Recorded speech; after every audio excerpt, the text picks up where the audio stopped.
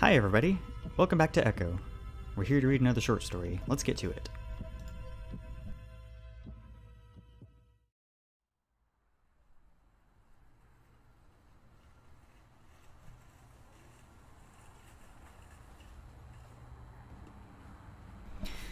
Scales glistening with perspiration, seen through his open button-down shirt, Flynn hefts some boxes down the roller conveyor.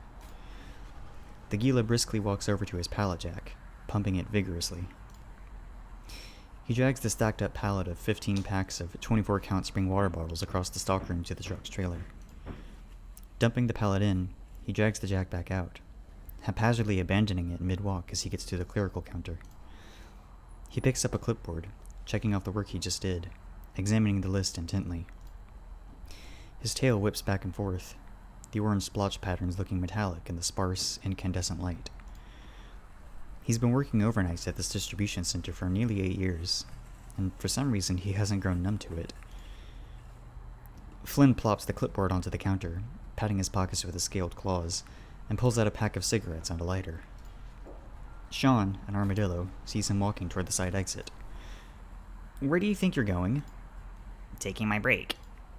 Sean rubs his face with both paws. "Okay, you're really doing this tonight? You know we still got 4 trailers left to fill, right?" Flynn pops a cigarette between his lips. "Yeah, and we still got 5 hours in this fucking shift. I'll be back." "Your shift lead." "You know where to find me." Flynn leans against the building, unlit cigarette in his mouth, fidgeting with the lighter. It sparks, over and over again, never igniting. He sighs, slipping the lighter back into his pocket and switching it out with his phone. He scrolls through a few posts on social media, checking his messages, staring idly at his home screen. He perks up at some distant revving. He picks out the familiar pickup truck from across the parking lot, greeting it as it pulls up. "About time. Were you too busy fapping at the moon?" "You'd like that. You're just lucky I happen to be up. Otherwise you'd have no one to talk shit to." Flynn chuckles. Leo nods his head towards the Gila's snout. "Thought you don't smoke anymore." Flynn takes the cigarette out of his mouth. "Ah, yeah, I don't." "So what, you just like chewing on them?" Flynn clears his throat.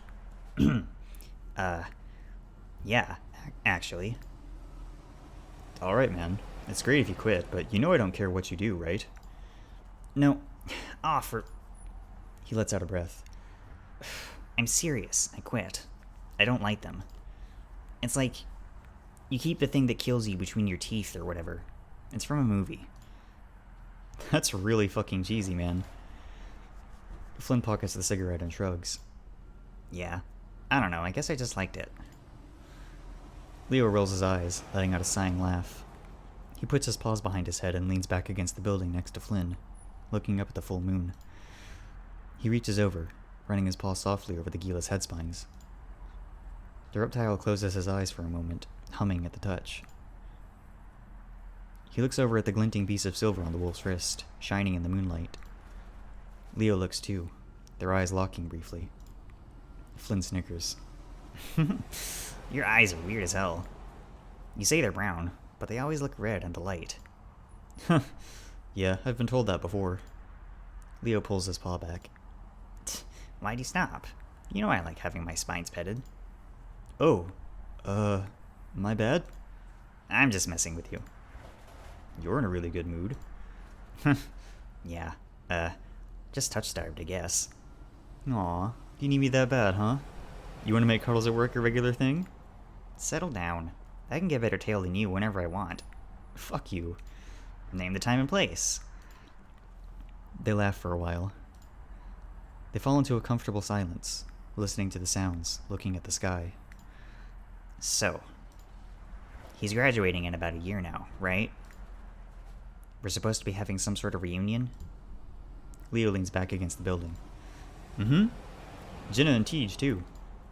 Exciting, right? We'll be a crew again, just like back then." "Sure." Flynn takes the cigarette back out and rolls it around in his fingers for a bit before returning it to his mouth.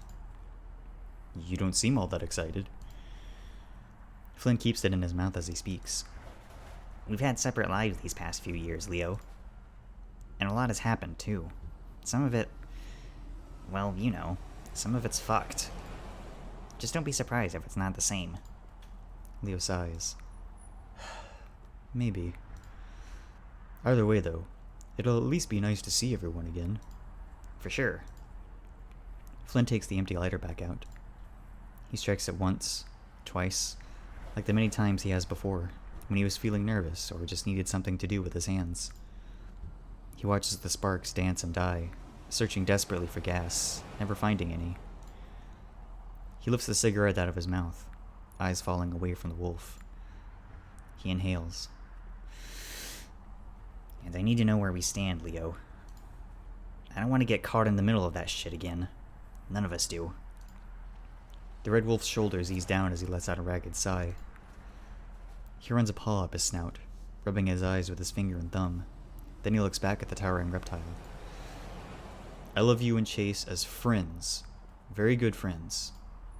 That's good enough for me. Flynn studies the determined look on Leo's face. He puts the cigarette back into his mouth. When he speaks again, it's level, almost monotone. I guess that's okay. If that's all you want. What do you mean? Flynn shrugs. Nothing.